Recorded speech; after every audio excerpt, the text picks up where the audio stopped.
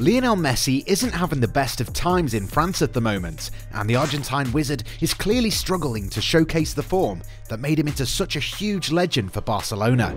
From integrating into the starting lineup to staying fully fit, the veteran forward is far from his best, so you have to wonder, what the heck is going on here? Manchester United had another whimper to offer at home in the 2-0 defeat to Manchester City. Pep Guardiola's side played them out of the park, and the scoreline doesn't even tell half the story. That's how bad Ole Gunnar Solskjaer's side were, and it appears that the Norwegian tactician is on borrowed time. Xavi is at Barcelona, and after the game's 3-3 draw against Celta Vigo, the former midfielder has his work cut out for him. Can this club legend make them remember how to play good football again? PSG barely survived their trip to Bordeaux in what was a bizarre game that saw them conceding 2 goals in the final quarter of a game that they could have drawn. Welcome back to Goalside, everyone. You know who we are, so go ahead and subscribe as we start talking about all the major stories that happened in recent hours. Make sure to leave your thoughts in the comments section. Now that the acquisition of Newcastle United by the consortium led by a Saudi Arabian sovereign fund has been confirmed, the Magpies are one of the richest clubs in football, and in fact, they're way ahead of superpowers like Manchester City and Paris Saint-Germain in terms of financial prowess. The club is currently lagging behind in the Premier League. They're in 19th place and stuck between catastrophic sporting reality and overwhelming ambitions, which start with winning the league within the next 5 to 10 years. The club's senior management will have to rack their brains in January in order to avoid watching their dreams crumble as quickly as they appeared. During this winter transfer window, Newcastle will address a question to a squad that's a good mixture of youth and experience, but at the same time, decisions will be taken in order to prevent the club from dropping into the Championship. Amanda Staveley and her team should take some inspiration from the work of City and PSG when they were going through a similar metamorphosis all those years ago.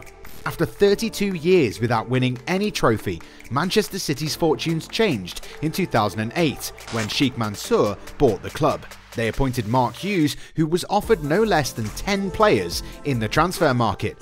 Robinho was one of the first players to be snapped up, alongside Vincent Kompany and Craig Bellamy. Of course, there were those who flopped at the club, such as Joe, but the likes of Nigel de Jong and Pablo Zabaleta are part of the club's history. Newcastle will be linked with all sorts of players in the coming weeks. In view of the inflation of player price, they'll have to spend a lot of money for sure. PSG, on the other hand, knew that they weren't in a position to sign the top players when the Qataris arrived in 2011. Instead, they went for bargain signings such as Nicolas Touchet, Diego Lugano, Maxwell, Alex, Blaise Matuidi and Thiago Motta. They didn't spend a lot of money on those players, but it worked out for them eventually. So now, Newcastle will have to do their own thing, rather than relying on the past experiences of the nouveau riche of several years ago. The Magpies are definitely interested in signing the best players, but the main focus will be to sign players who can instantly help the club move away from the relegation zone. Names such as Ousmane Dembele, Alexandre Lacazette and Edinson Cavani have been mooted, so you can expect quite a busy January transfer window at a club that will eventually become a top side, now that it's got access to the infinite resources of the Saudi regime.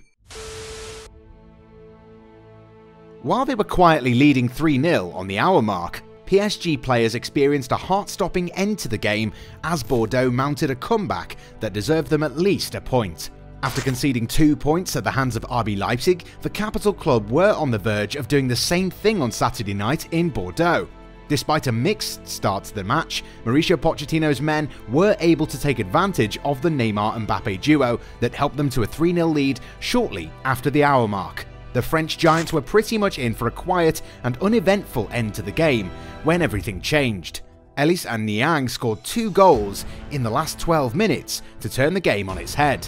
This time though, PSG were able to avoid a nightmare scenario. However, the Ligue 1 side know about their shortcomings that need to be addressed. It appears that they can't hold on for 90 minutes and that they lack the consistency to close out games professionally. Protecting a lead is one thing, but ensuring that you keep your defence watertight is what makes it all happen. Hopefully the scare at Bordeaux was just a one-off, and the Parisians turn the page ahead of a hectic schedule which will also see them play Manchester City. Watching Manchester United at home against City was like watching a bunch of ostriches putting their heads inside a bucket to avoid watching misery raining down on them. Solskjaer's men were helpless in the 2-0 defeat.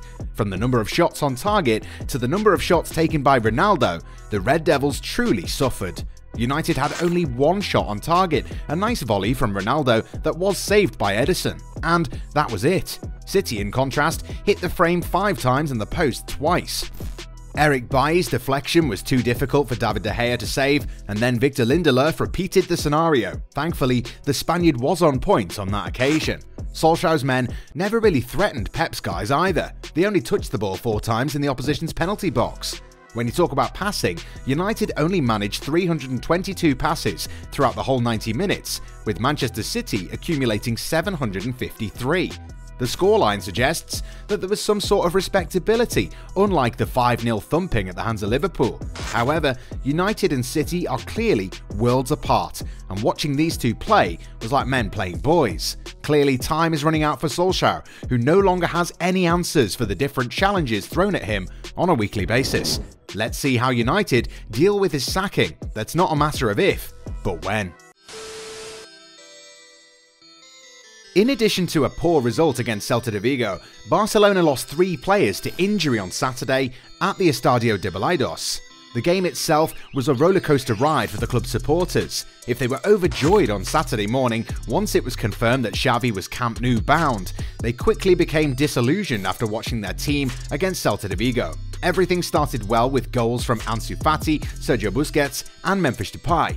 A 3-0 lead at half-time means that you don't need to worry much and only have to protect a lead. However, La Blaugrana lost their way in the second half thanks to a brace from Iago Aspas and a 74th minute strike from Nolito. This was an unexpected point for the Celticos and they will gladly take it. This was Sergi Barjuan's last match as the club's interim manager, and he was without the services of Serginho Dest, Gerard Piqué, Sergio Roberto, Pedri, Braithwaite and Sergio Aguero.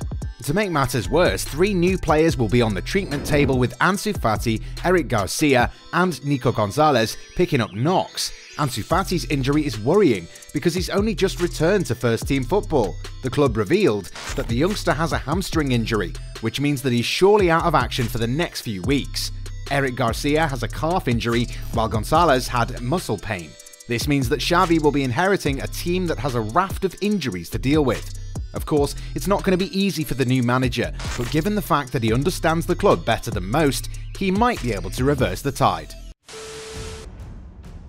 The controversy has been raging for a number of weeks as Mauricio Pochettino continues to struggle to get the best out of the Argentine legend. Messi has mostly been confined to a restrictive right-wing position that doesn't allow him greater influence on proceedings. By his tactical choices, Poch has been unable to get the best out of Messi. Fielding Neymar in the number 10 role isn't really working, but at the same time, Messi's personality is such that he isn't pushing to assert his influence on the club. It's been reported that while he is happy, Messi simply blends into the background without claiming anything for himself. Joining a new club and adapting to a new environment was something Messi never had to experience throughout his whole career. It has been said that the Messi, Mbappe and Neymar pairing will be stronger than the Messi, Suarez and Neymar pairing. However, you can't really compare the two, because Suarez was a totally different breed of number 9 and was unlike Mbappe. The Frenchman has been playing mostly down the left flank. This season, he's more involved in the game as a number 9 and possesses physical qualities that can ruin defences if they're not concentrating. Since his debut, Messi's only played 5 games in the league, and the recent knee injury means that he was unable to play the game against Bordeaux and the Champions League match against RB Leipzig before that. Something's definitely not right with Messi at the moment. Of course, he is having a hard time adjusting to his new surroundings, but more than that, he's having a hard time influencing games because Pochettino still hasn't been able to figure out the best role for him in the team. The upcoming months are obviously going to be extremely challenging for PSG, so you can expect that out of sheer desperation, Poch might turn to the veteran forward for some much needed inspiration.